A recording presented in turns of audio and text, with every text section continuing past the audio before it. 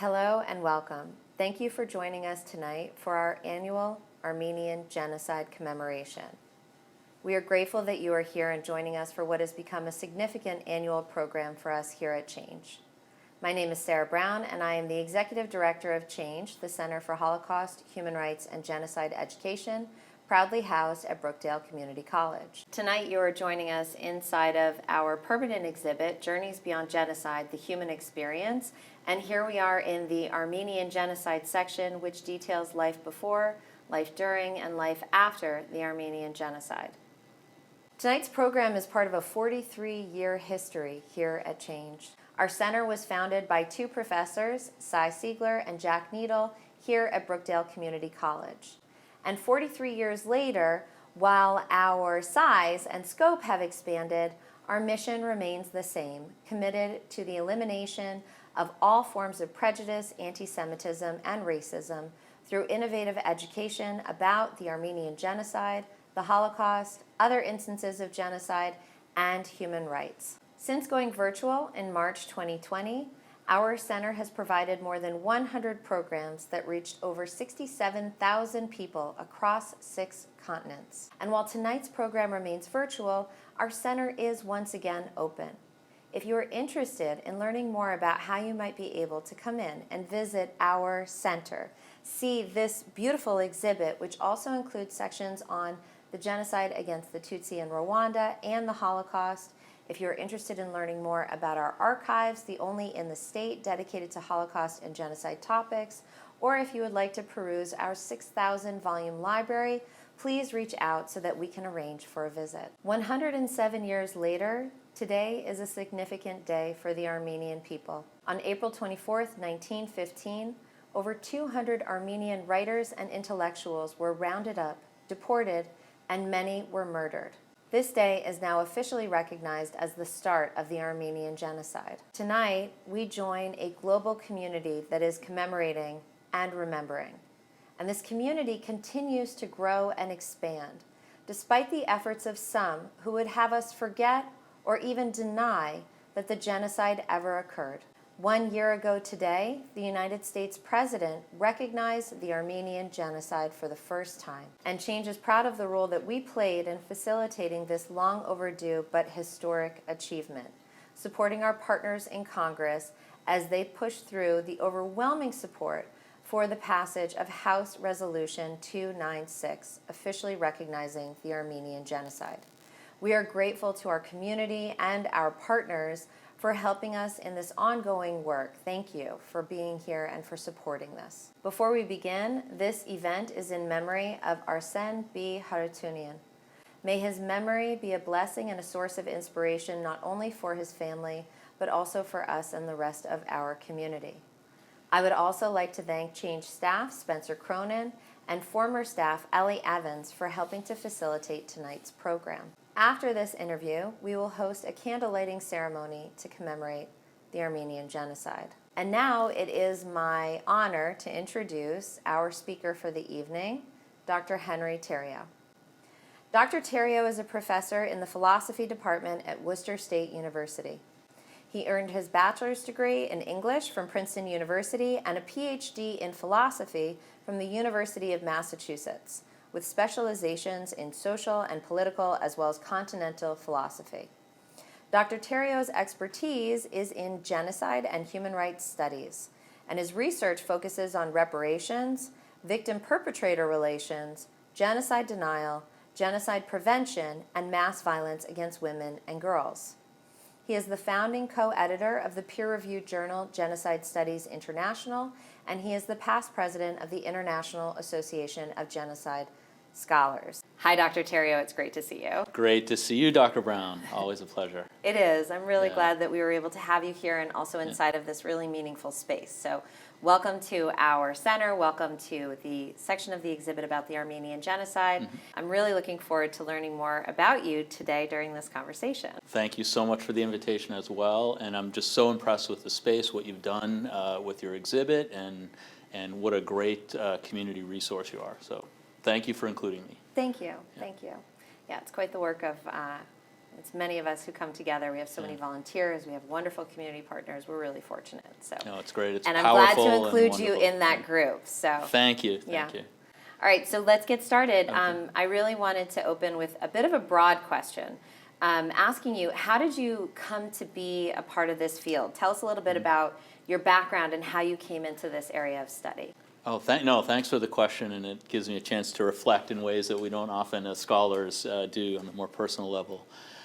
So I am of Armenian descent and grew up with a genocide survivor grandmother in a household for a number of years, and was very aware of that history. And as I got older, I learned about. I also have Jewish ancestry and learned about the Holocaust and other types of events like that. So I was very aware of genocide as a human issue that was important and had an impact on my life. But at the same time, I grew up in an Armenian family that I think was still traumatized by the genocide and didn't speak publicly in a sense about it, was not thinking about political activism around the issue, experienced denial in a very internal way, and in a fatalistic way, that this is sort of the fate of Armenians, we're victimized by genocide and the history is erased and so forth. And so I grew up with a very very negative, very feudalistic sense of identity in a certain way. There's not much that can be done. And it wasn't until really my 20s that I started discovering that within the Armenian community, and certainly in broader circles, there were people who were super active on Armenian genocide issues and other issues. They had journals about this. They were writing great books about it, and it was anything but a futile effort by them. They were energetic, thoughtful, and I got to connect with folks like that. Richard Ovanessian's one of them. He's a very famous scholar of the first Armenian Republic in 1918 to 1920, but who sort of got pulled in by denial to doing some great work on the Armenian genocide as well. And developing that community gave me a sense, okay, there's something here, that I can maybe contribute to. At the same time, my background is in philosophy, and it just on an intellectual level, I really love that field in its interconnections with literature and in other ways.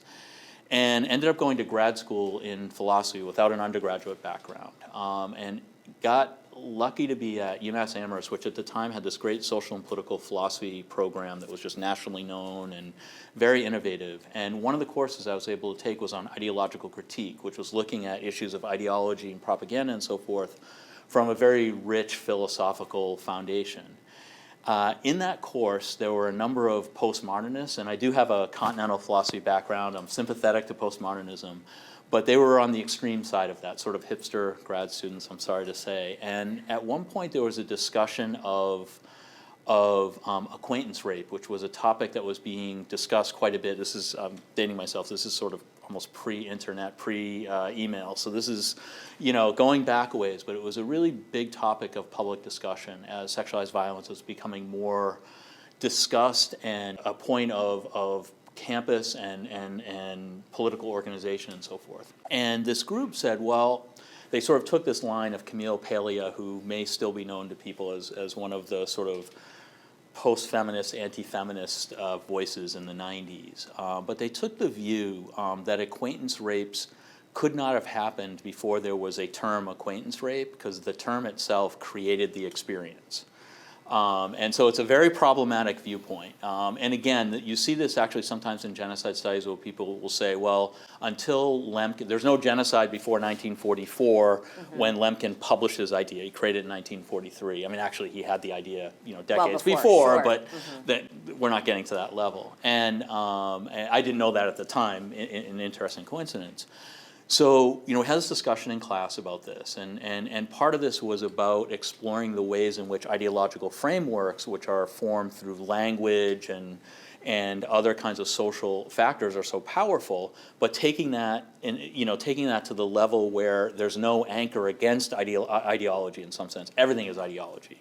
And this was another example of that. So I said, wait a minute, this is a real problem, because there are brute facts of reality. I mean, people experience, sexualized violence, and it's not just something that was not traumatic or was not meaningful before there was a term. The term comes to label what had happened, very much how Lemkin conceived how he developed the term genocide, which was to label something he had been seeing throughout human history. The so-called crime without a name. Exactly, Sure. exactly. Perfect way to put it.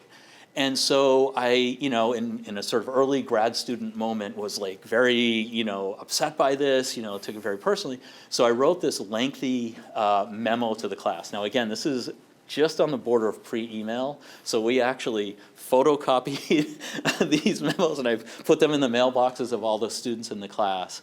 And I was trying to come to terms with this because I agree with, any easy critique of notions of truth that are, like truth is just apparent, things like that. We have to work to get at truth, right? I'm not saying that understanding the Holocaust or the Armenian Genocide is an obvious or easy thing. We have to dig at it, we have to do good scholarship, and we have to sift through a lot of different perspectives, to get what we would think of as reliable accounts.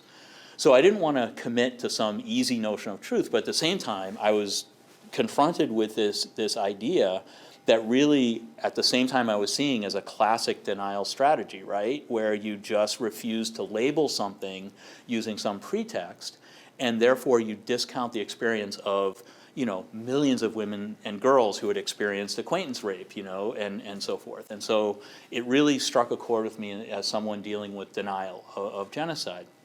So I wrote this lengthy memo, pre-mail, I'll call it, or I don't know what I call it. But I wrote trying to sort of resolve these two issues. Critical thinking about easy notions of truth, but not giving up the idea that there are objective facts of brute reality. And for me, the most important being acts of violence, which are very prevalent, and the trauma that goes with them. As wrestling through this, I thought it was actually a really interesting thing. It was the first time that I ever tried academically to talk about genocide denial, and realized, wow, I can really do this. It was actually paralleling this is right before I connected with Richard Hovannessian and others. That was the following, or right about the same time, I should say, right about the same time. And so, Is this the intersection point? Yeah, so it's an intersection where I'm starting to see all this. Yeah, okay. So it spurred a huge debate in the class. Apparently even a wonderful professor, Bob Wolf, who's a very important Kantian scholar, but also a political theorist in the US, may or may not have known about the Armenian Genocide, but was kind of blindsided by the whole denial issue and was like, oh wow, this is a big deal. And it stimulated a lot of discussion in class. And ended up, there was a kind of a tone in the class after that. People were really communicating by memo. We were doing all these sorts of things. And it was a really great experience, I think, for me, because I learned a lot. There were some really sharp folks in there, among, other students who I think, I was able to really, as I'm trying to think through these things, had great insights on these issues. And it allowed us to understand, I think, some foundational issues that any scholar of genocide, I think, especially if you're dealing with denial, really confronts. So that's sort of where it started, and I realized, wow, I can actually talk about genocide. I didn't do a lot of that in graduate school, but it was sort of at the tail end of graduate school where I had done my dissertation on diasporan nationhood, for obvious reasons, thinking about the Armenian case, Jewish case, and many others. And in the 90s, there was a discounting of national connection. That was like the sort of, I guess I almost want to say, in the United States we used to hate communists, and then we started hating nationalists in the 90s, and some of that makes sense. What was happening in the former Yugoslavia, and in other cases it makes sense. But I was writing against that to try to talk about positive aspects of national identity, especially for groups who had been victimized by mass violence, and that you can't just cast all nationalism in the same light. So I was sort of touching on genocide, but it wasn't until right when I finished grad school and I discovered the International Association of Genocide Scholars, and I went to the conference, and I was, from that moment on, a genocide scholar, and continued on, met great people like Roger Smith and Herb Hirsch and others. And you've had this very accomplished professional career, and at the same time you've always managed to find these intersections where you bring in both the philosophy component but also the genocide studies component. I find that just so fascinating for me. As someone who comes just from trained as a genocide scholar, you came into it with a different lens, which seems to have only added to your insights and your work. you're being more than kind about my career and my contributions. I've made some humble contributions, I think, to the field. But it is true, it's interesting when you think of the development of a field. I came in at a time, it was only 5 years after the founding of IAGS, and really comparative genocide studies was maybe 10 years old, maybe a little bit more. And it was, 75 people who were doing, kind of did this. So it was a very different environment, and there was no formal anything anywhere. You didn't have genocide centers and comparative genocide studies programs like the wonderful one at Clark and so forth. And so, yeah, everybody in the field had sort of come into it, quite often through personal connections. People like Bob Melson, who's a Holocaust survivor, and it sort of opened up for him to study, mass violence in Africa and so forth. So it was that kind of atmosphere, and similar, I think, to people like Cynthia Enlow and Ann Ferguson, who was on my dissertation committee, who were very significant feminist theorists who weren't trained as feminist theorists because there was no way to be trained as a feminist theorist when they were in graduate school. They had to create this area for themselves. I don't think I created space for myself, but I was right at the beginning of when that was being created. And here I'll say I think you're understating your contribution, but fine, Maybe go ahead, keep going. I appreciate that, but yeah. But it really was a moment where suddenly all this new space for doing this kind of work opened up. And what's happened is it's just continued to grow in important ways. And I think, and Chhange is a great example of this, has filtered into a broader community and national political impact that really is, I think, what engaged scholarship is really about. Not to be tainted by political agendas, but to really serve the greater good in that way.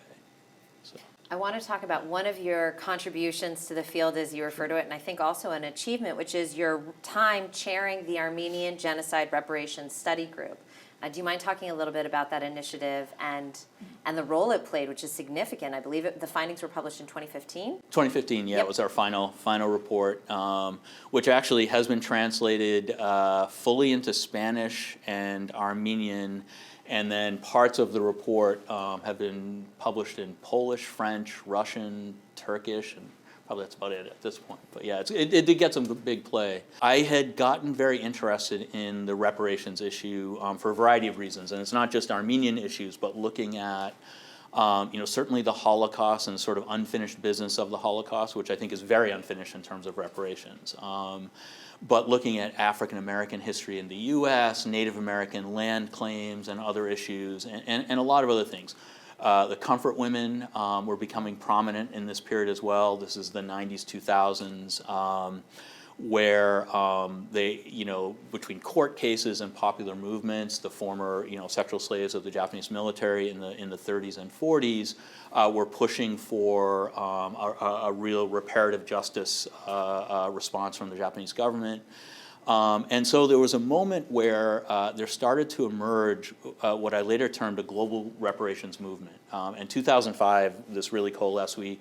I was working with Dennis Brutus, who is a famous South African poet and human rights activist, jailed multiple times, shot by the Afrikaner government, actually had Gandhi's cell in Johannesburg at one point, decades after Gandhi had served time, Gandhi being from South Africa originally.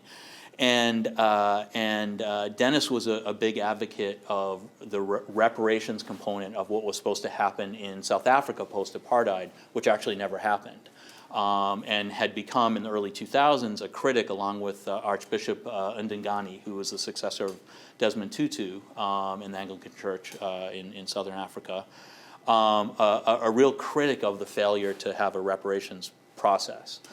So there's all these things going on, and I was in conversations again with some really, I think, interesting dynamic minds and activists on these issues, and it became very central. Maybe by 2003 I started really writing about this topic, and although denial was the sort of big topic that everyone was dealing with, and it certainly was a focus of mine, I realized that reparations was really the issue, and in a sense, thinking about the trajectory post-genocide, denial is a detour that the perpetrators impose on victims and others to keep them from getting to what really matters, which is, I want to say, a rehabilitation of the victim group and a transformation of the perpetrator society. Because the victim group, even defeating denial, doesn't do the work that's necessary to help that victim group rebuild as a permanent, viable people in the future. And I think if we look at any group, I mean, certainly Jews, Armenians, Native Americans, and on, we see the same story of vulnerability. People having to invest tremendous resources just to continue surviving, just to continue their identity, just to continue against threats that are always there. And so for me, reparations, originally was an abstract, philosophical justice issue, but it really became the core issue for post-genocide sort of future movement. And I became convinced that without substantial reparations, no victim group really could survive. That is, that there quite often is a survivor community in any genocide case, with the exception of, I think, smaller indigenous groups who are often entirely wiped out. And we even see that with Tasmanians in Australia who are thought to be quote unquote extinct for a century, and then from the 1870s and then in the 1980s suddenly Tasmanians said, no, we're not, we're here, and we're demanding a historical accounting for what happened to us. Without a reparative process, I really feel like the effect of a genocide over time gets worse and worse. So a group might survive for 50 years, 100 years as a viable group, but eventually it won't continue to unless there are efforts made to really balance the impact, the demographic destruction and so forth of a genocide. So I started working on this issue. Some folks took note of that and encouraged me to work on this report. We actually got a little bit of funding from inside the Armenian community for travel and so forth, and I was able to pull in 3 people who I had come into contact with the work of and so forth. Jermaine McAlpin, who had given a great talk at the December 10, 2005 conference that Dennis and I co-organized on the global reparations movement.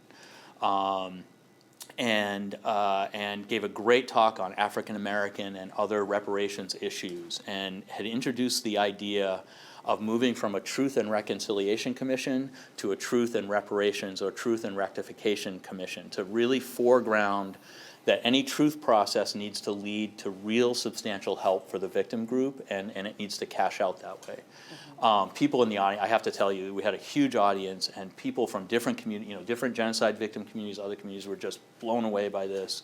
Very exciting work. Jermaine has continued to do amazing, amazing work. I just think of him as one of the top transitional justice scholars we have. And Agreed.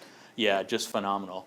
And Alfred Desaias, who had been, senior counsel for human rights with the UN and was teaching as a professor of diplomacy, was a famous international lawyer in Geneva at the time, and so forth. And then Ara Babian, who was the former Armenian ambassador to Canada, and is a very noteworthy diplomatic historian who had been doing research on the treaties around the sort of post-genocide period around land claims and so forth for Armenians.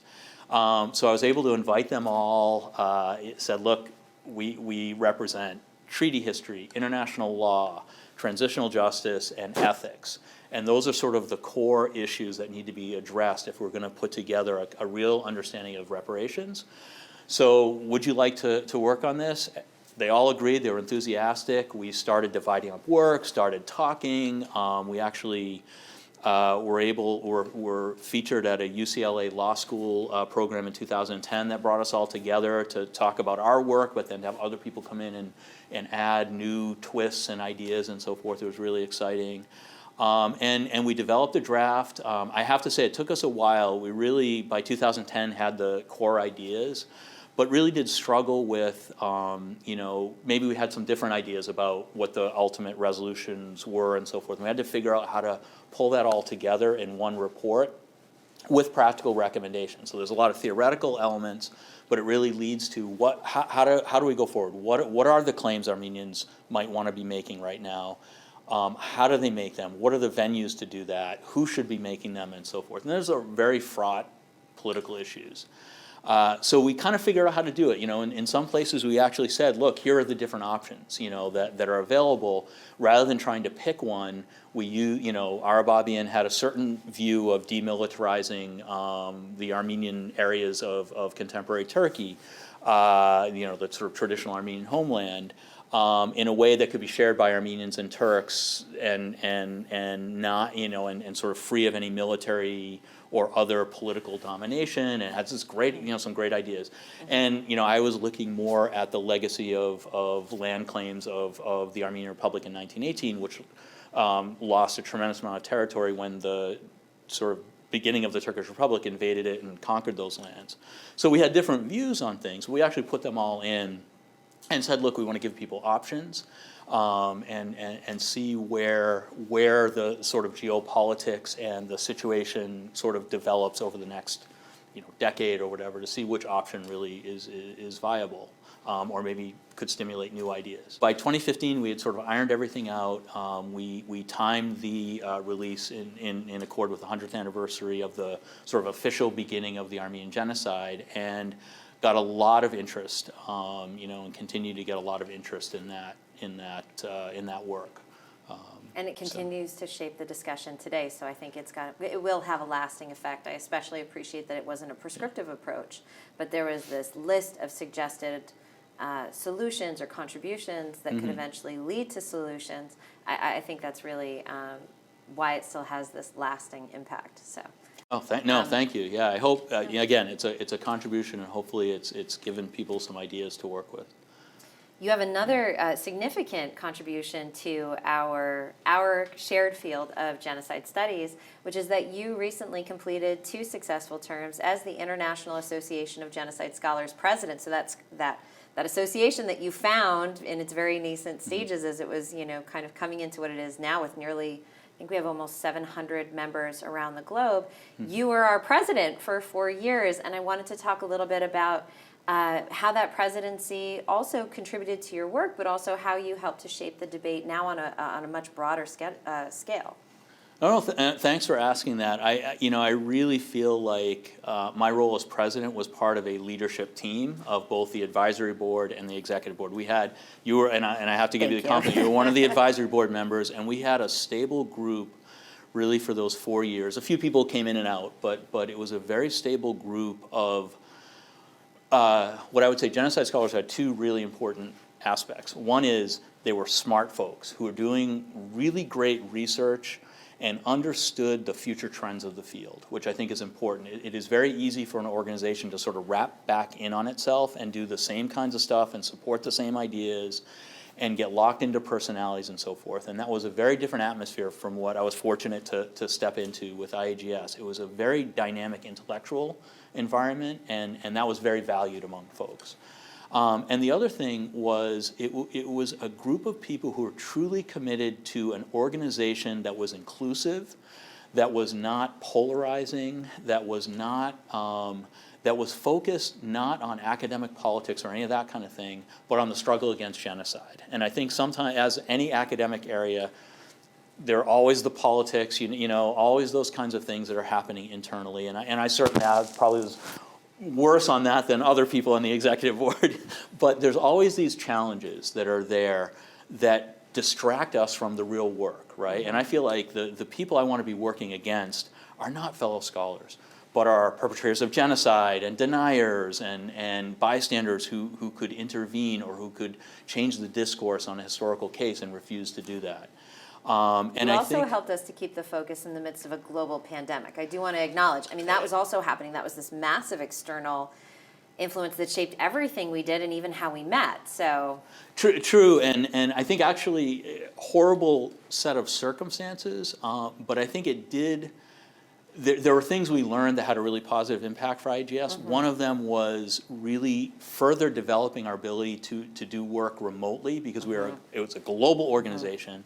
People are in every corner of the world, and one of the challenges, when it was first developed, right? You're talking 1994, 95. You didn't have Zoom, Skype, anything like that. You might have phone, the ability to do multi-party phone meetings and things like that. you didn't, email was the fastest form of communication, and of course you were doing like lists and, those kinds of things, no discussion for anything like that. And so, it was really the conferences where people came together, and they didn't have a chance to do that, except every 2 years. And I think, the pandemic really accelerated and made permanent a lot of changes with IAGS that resulted, for instance, in this, I think, wonderful program on environmental degradation and genocide that Emily Sample and Christian Gudehaus, Emily was on the executive board, as actually became a member of the executive board as communication officer, and I'm sorry, as a new media officer. That was a split position. I apologize that went into two positions. And Christian had been long time editor of Genocide Studies and Prevention, the IAGS journal. And the three of us put together what I think is a really great program, series of 3 panel discussions on this intersection between environmental destruction and genocide, looking at indigenous folks, looking at gender, and then looking at international law. And that was purely virtual, and we were able to pull in people from around the world. It became a kind of test for things that IAGS might be able to do in between conferences, and I think this kind of thing will be happening more. So COVID, there are some things we learned. I would say it was difficult, particularly because we have members in vulnerable areas in the world, and they were struggling in all sorts of ways, and we wanted to remain an inclusive organization and provide support.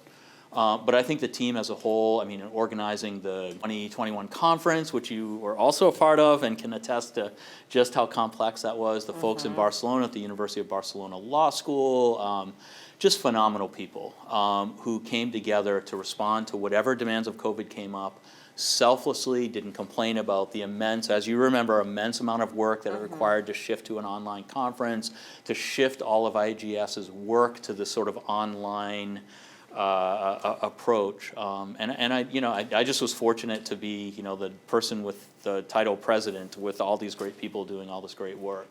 Well, I think it was especially important and pressing that we managed to make those types of pivots as an association, because the perpetrators of genocide weren't pausing in their work. So we were able to not only keep stride, but I think best some of the efforts to promote genocide denial by pivoting as quickly and effectively as we did. So that's a great point. If we think about the Myanmar military using social media with the Rohingya, and continuing to do that, certainly technology, social media, and other aspects of technology have become very significant tools in the campaigns of genocide and then denial. And yeah, no, it's great that we have some folks who can really try to respond to that effectively. I want to bring us up to a recent and troubling series of events that have impacted the Armenian country and also the Armenian diaspora, which is the recent, and I'm talking now a year and a half ago, aggression from the Azeri government, from Azerbaijan, against the Nagorno-Karabakh region and the Armenian people. And I was wondering if you could comment a little bit about the impact of that and also any work that you've been doing on that front. No, thank you for the question. I would say for Armenians worldwide, the last 2 years have been very difficult. I think many of us, including me, were lulled into a false sense of stability. International borders would be fine. Everything, Armenian situation, there was some economic growth. Certainly COVID was a huge problem for Armenia, but really for a number of years leading up to this, 2020, things had been relatively stable. There was an increase in democratization. Unfortunately, it sort of hasn't played out the way many of us hoped it would, but certainly some real political activism in Armenia and some progress. And some signs of economic stability and growth, some better connections between the diaspora and the folks in the republic, educational strides, all these kinds of things. So things in the Armenian world were probably about as good as they had been since the genocide, I would say, in the sort of 2015 to 2020, and it was really I think Jewish folks, other folks can really say when you think things are safe, I almost feel like I have a trauma response inherited or sort of transmitted intergenerationally from my grandmother, that the moment that you relax and think everything is okay is the time you really need to be vigilant. And in September 2020, after something the earlier summer that was probably a test for this, Turkey and Azerbaijan joined together to try to retake the Armenian homeland area in Artsakh, otherwise known as Nagorno-Karabakh. It was an Armenian area from, centuries, if not more than a millennium ago. It had a primarily Armenian population, throughout centuries of history.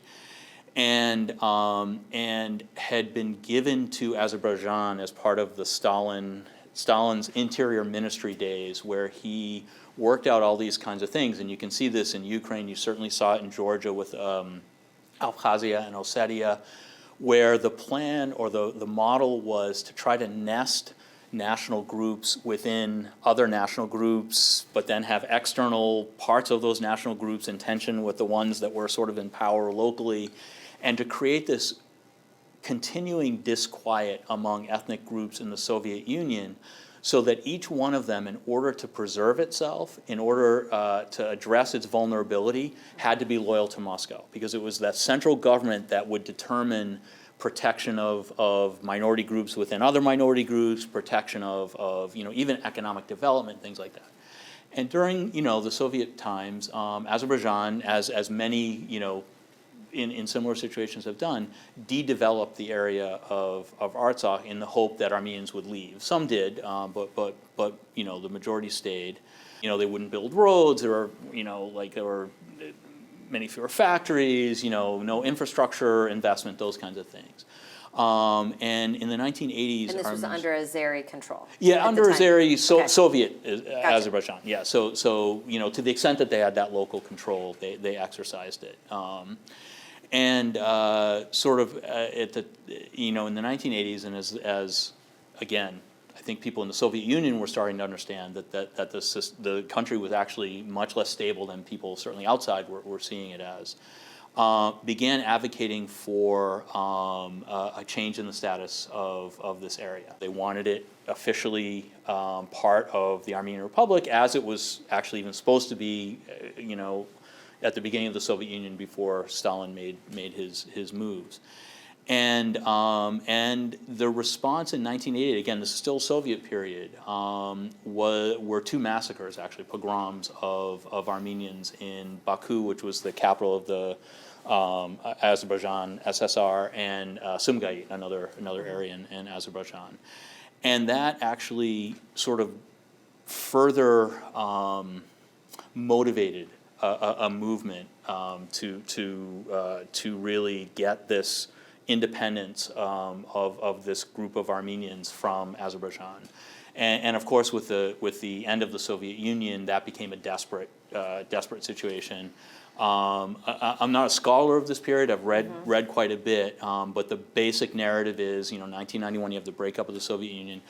And at that time, you have Azerbaijan really thinking, we need to get Armenians out of this area permanently. So you have what people would term ethnic cleansing. Again, it's a controversial issue, but you understanding this as an attempt to depopulate an area of a group of people who have a historical presence. Azerbaijan is trying to depopulate actively. Trying to get Armenians out, okay. yeah. And there actually, at the same time, there was in both countries, there were hundreds of thousands of Armenians and Azeris living in each other's area. And again, not any huge problems, historically in that sense. During the Soviet Union, again, notwithstanding the efforts of Azerbaijan to sort of de-develop and depopulate Artsakh of Armenians. But certainly going back pre-Soviet times, there were massacres of Armenians in Baku and so forth in the early 1900s and so on by what then were referred to as Tartars, who became Azerbaijanis. And so there was a real effort. Things were incredibly dark, if I can say it that way, desperate through 1992, 93. I don't, again, this is where, real scholarly experts on the topic could give more insight. But the new Russia had a stake in not allowing, this thing to go completely against Armenians. They had a defense agreement with Armenia.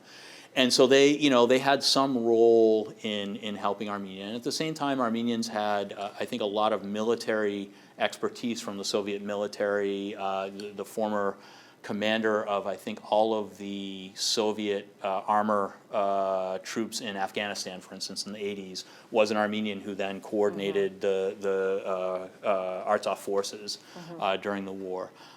So by 1993, the tide shifted enough, also keeping in mind that a lot of his areas were conscripts, including from ethnic minority groups. They had no stake at all in what was happening. They couldn't care less about this war. They were getting thrown as cannon fodder in a lot of cases.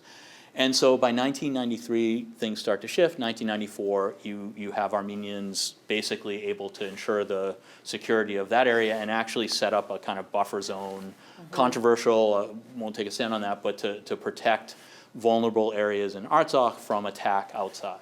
And that situation remained stable till 2020. And at that point, Azerbaijan, with Turkey in full participation, Turkish jets, drones, troops on the ground, Turkey facilitating and bringing in thousands of jihadi mercenaries from Syria and Libya. I mean, there's all this kind of stuff happening. Turkish military is powerful. Azerbaijan is an oil-rich country. They had been buying high-tech weaponry, especially drones, for a huge buildup for a number of years.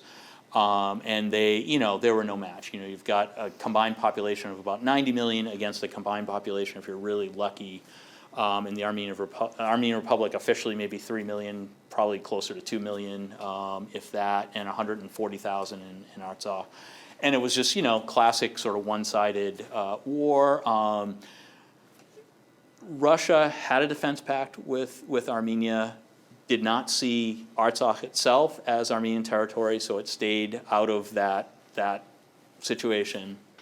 And no one in Armenia really didn't have any other allies. It got to the point where Azerbaijan has actually occupied Armenian territory in the Republic, not just the Artsakh, which had declared its own independence, not as part of Armenia, but its own independent state, which continues to this day, but Russia has not met its treaty obligations, its mutual defense obligations. So the situation is dire. About 70% of this traditional Armenian homeland was taken by Azerbaijan. Almost overnight, they started, gold mining and all this, all these kinds of environmentally destructive things that had not been happening previously. And there's some, having grown up in New England, you'll appreciate this. The Sununu family, former Governor Sununu and his son, who's obviously had different national and state positions in New Hampshire, are major investors in Azeri gold mining and are making big money now apparently from all this. And there are a lot of interests in supporting what happened. And so there's this defensive thing. Armenia is incredibly vulnerable. Not even able to defend its own borders at this point. Real crisis in governance, which is understandable. Small, vulnerable country. Suddenly, having this massive military onslaught. Thousands of Armenians died. It's just been a horrible tragedy. It's really 1 out of 1,000 Armenians were killed in this few months of fighting.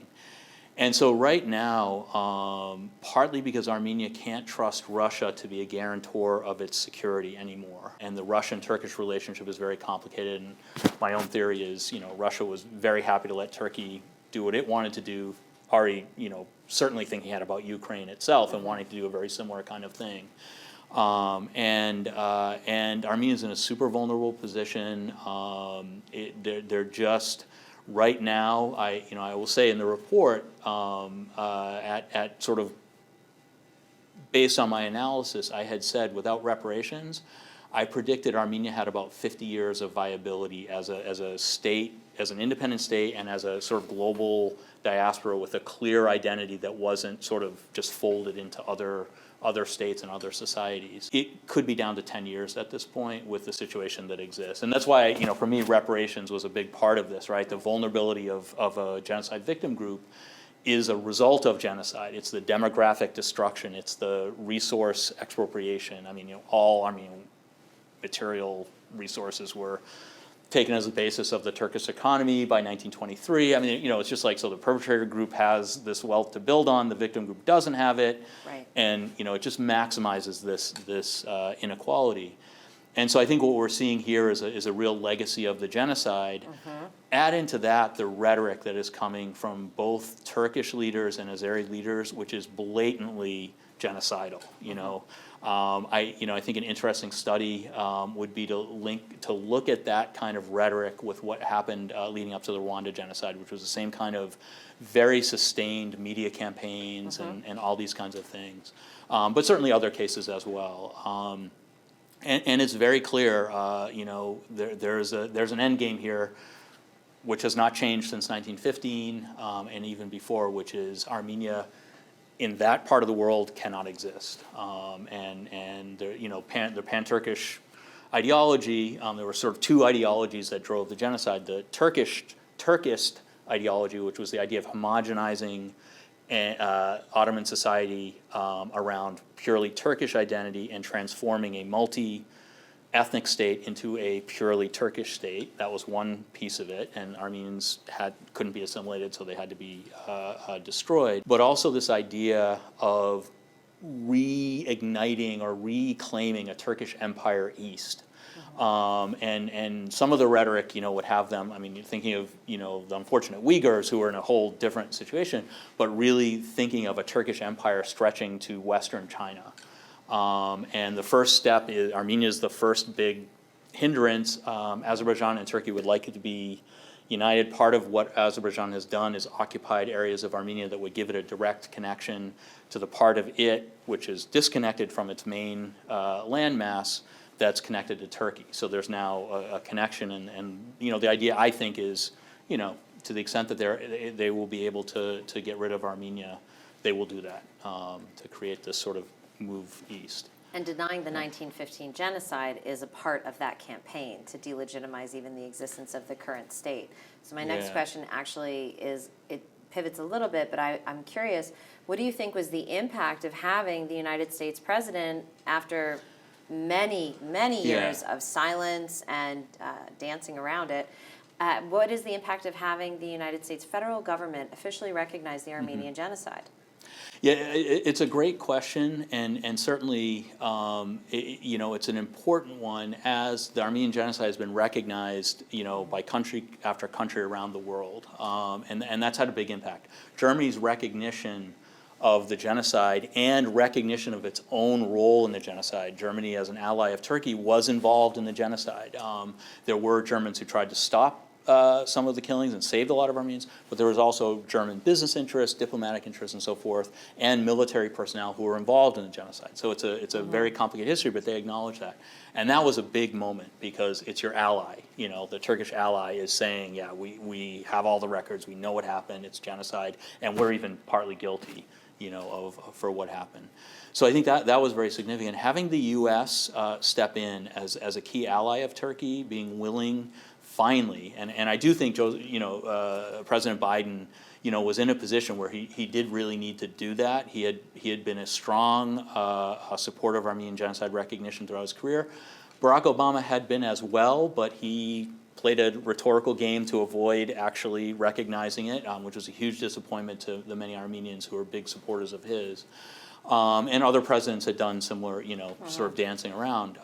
But Biden, unequivocally, was willing to recognize it. And this happened, of course, 2019. You have both houses of Congress in an unprecedented way, whereas in the 2 decades before, there have been many attempts to get a vote in Congress.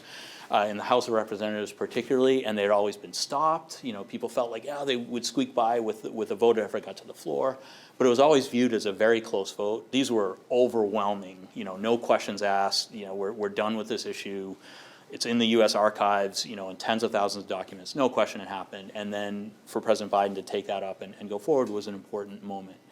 At the same time, I think part of what allowed him to do that politically, and particularly in the relationship with Turkey, not only has the relationship between the US and Turkey gotten more complicated in recent years, but I really think that the invasion or the conquest and destruction of this area of Armenians in Artsakh made it okay for the President of the United States to make a rhetorical gesture to Armenians when on the ground, Turkey and Azerbaijan, in my opinion, were reactivating much of the push of the genocide of 1915 without real international resistance. And so I think there's a trade-off, right? I don't think Turkey was happy about that acknowledgement, but if they had to trade the ability as the former perpetrator of a genocide to be able to actively, for the first time, actively kill Armenian civilians and soldiers since the genocide, I mean, this is a significant moment, that trade-off, totally fine. And I think that's the calculation that's been around all of this. It sounds like we have a lot more work to do. I think I think this is where, as you know in the work that you do, it's important to get acknowledgments, it's important to educate people. But if that doesn't translate into action, that doesn't translate into changes in, whether it's local policies, whether it's, it could be refugee policies, whatever it is, or real governmental policy, foreign policy, international, UN activities and so forth, it's empty. And unfortunately, that's where that breakdown is. That should have changed the understanding of Turkey in relation to Armenia so that it would have been something like Germany and Israel, where Germany really could not, for the foreseeable future, be an aggressor against Israel, despite the neo-Nazism and stuff that may be there. And I don't mean to suggest as a majority of Germans at all, but Germany, because of the Holocaust, because of that official recognition and all the steps, can't be the aggressor. Plenty of other aggressors against Israel, but Germany can't be one. And if Turkey can be an aggressor against Armenia now because the impact of the genocide has never been sort of taken to the level of this is off limits for Turkey. You're a former perpetrator. You can only do positive things for Armenia. And I should add that one of the features, and again, this is based on some work I had done, of the reparations report recommendations was that, and a feature of our concept of reparations is that one of the things that a genocide perpetrator group becomes responsible for when it commits genocide is ensuring the security and future viability of that targeted people, because the reason they're vulnerable is because of the perpetration. And that lack, we see the opposite with Turkey. Rather than even preventing or not participating in violence against Armenians, it's gone back to its old patterns. So yeah, I'm sorry for those who are viewing this to realize this is not a hopeful picture, but unfortunately it's a realistic one. Well, 107 years later, and here we are. Yeah. What is the role? What is that next step you'd like to see? Especially, I'm thinking of community-based Holocaust and genocide organizations like Chhange. What are those next steps that we could and should be taking, us as a center, but also our community? So I'll close us on a hopeful question. note, or an action-oriented one. And there is something there, and I appreciate that, because I certainly don't mean to suggest I've given up. We do the work, right? We certainly have not, for sure. When you're part of a genocide victim community, once you make the choice to commit to the future of that community, your ancestors saw the worst of the worst, and they kept going. And you have a and I don't think it's just to Armenians. I have responsibility to any genocide or human rights victim community to do this. It's not about my personal feelings. It's not about we know that, right? So I would say that one hopeful moment I'm seeing is actually coming out of the Black Lives Matter movement, which I think has shifted some of the discourse away from quote unquote slavery reparations for something that happened in the past and that white America today doesn't have a responsibility to a very different discussion of the legacy of slavery through Jim Crow and contemporary violence against African Americans and so forth. And it's making the link between past destruction, past exploitation, past theft of labor and all the violence and rape and everything that went with slavery, the killings, with the contemporary situation of African Americans as an economically, politically, and in many other ways vulnerable group whose future as a group really depends on addressing all the impacts of this 350 to 400 years now of horrible oppression. And I think with the Armenian case, I think we see this disconnect honestly in the case of the way sometimes anti-Semitism gets treated as disconnected from a whole history, including the Holocaust as what I'll call maybe the most salient point, but not a distinct point in a history of anti-Semitic violence. And at times we're able to make those connections between, grave desecration in, Massachusetts or wherever and the Holocaust. At other times, I think we're not able to see how dangerous those kinds of things are. And so if we can start to understand the Armenian situation in its broad historical context, I think that will be helpful. And if policymakers can understand that and can act on that a little bit more, then there is some hope that Turkey, as the key in all of this, could be reined in, and maybe we'll see some hope. I mean, we can't forget, what's happening in Ukraine is a direct sequel or direct reactivation of genocide against Ukrainians and Ukrainian national identity in 1932-33. And that legacy has never been dealt with, and we see it come back now, unfortunately, in this horrific way. So again, I think that I'll say there's hope if we can make these connections, start acting on them. There's hope, but we have a lot of work to do. That's what we'll do. Yeah. We don't give up. We don't give up, yeah, and we don't have the right to give up. I think we have an obligation, as you know, not to give up, and I mean, on the hopeful note is I think genocide scholarship has made a difference. I think it has had, I mean, you can look at people like Alison DeForge as, right in the middle of the Rwanda case, but, and having, I think, a positive impact on our, at least addressing of the genocide after, if not getting intervention to happen. But, and that's a, great example of, I think, a scholar, who was taken from us way too soon through an air crash, whose scholarship and intellectual work had an incredible practical impact. And I think there are many others, including your own work and many others like you who have done that. And that maybe that's part of our hope. We keep doing this work because there is a sense if it doesn't get done, that the world will actually be worse. And that's saying something given the current state of affairs. Well, I'm grateful to you for both your professional and personal commitment to remembering and also seeking reparative justice for the Armenian Genocide Survivors, and also remembering the victims and participating with us today as we commemorate the Armenian Genocide. And I'm grateful for your continued scholarship and advocacy and activism, and for sitting with us and having this tremendous conversation. Thank you. I'm so grateful to you as well to have a chance to talk with you about these issues that we all care about so much. So thank you for that opportunity. And I also want to thank the community for joining us tonight. And please stay on as we move to a candlelighting ceremony and a reading of survivor testimony. Hi, my name is John Heitan, and I'm here with my wife Marie, and we are going to read from a book that was created by Chhange in 2015 called The 100 Years Legacy of Courage as Related to the Armenian Genocide. And I'm Marie Heitan, and I'm going to be reading about my father, Heitan, a survivor of the genocide. My father and his family survived the genocide due to the kindness of one of their Turkish neighbors, who hid them on his property from the Turkish gendarmes until it was safe for them to flee. At one point, they avoided capture by hiding in a cave with other Armenians. My father told us they ate grass and weeds when they ran out of food and drank rainwater if they were lucky enough to have rain. My grandmother, Anagol, was beaten badly by the Turks, and in my father's opinion, these injuries contributed to her death many years later in Watertown, Massachusetts.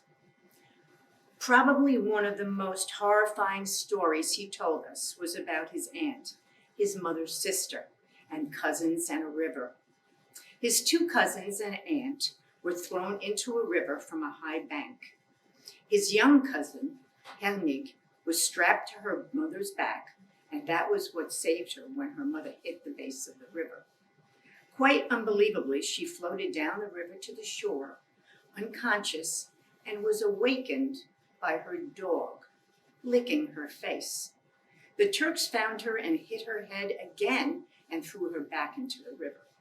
I remember how vividly my father described the river's water being the color of blood from all of the death that it had carried. My cousin miraculously survived and ended up living in Marseille, France. The family somehow made it safely to Aleppo, Syria, where they lived until they immigrated to the United States. Now John's going to read. I'm going to read from my mother's story, Zekia Heitan. It's mostly about this part of it. It's mostly about her brother, Archie Vaneskian, and the reason for that is he was in the Ottoman army during World War I, and it is the reason, the story will give you the reason that he and the family were able to survive the genocide. At the start of the Armenian Genocide in April 1915, one of my mother's brothers, Archie Vaneskian, was 15 years old, and he served in the Ottoman army. He was told by his Turkish sergeant to leave the camp, go home to Marash, since soon all of the Armenian soldiers who served with him would be killed. The sergeant then told the soldiers that they had fought well for him and followed his orders, and he could not see them being executed. They should leave their rifles and go and not tell anyone else, since that would put his own life in jeopardy.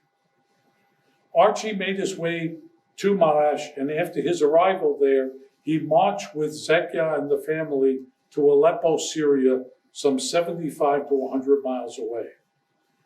My mother and uncle said to me that the nights were difficult because it was cold, and the days were difficult due to the lack of food and water. When they arrived in Aleppo, they were welcomed by the Syrian Arabs, since they had a common enemy, the Ottoman Turks. Now, in their memory, we would like to light a candle for each of them.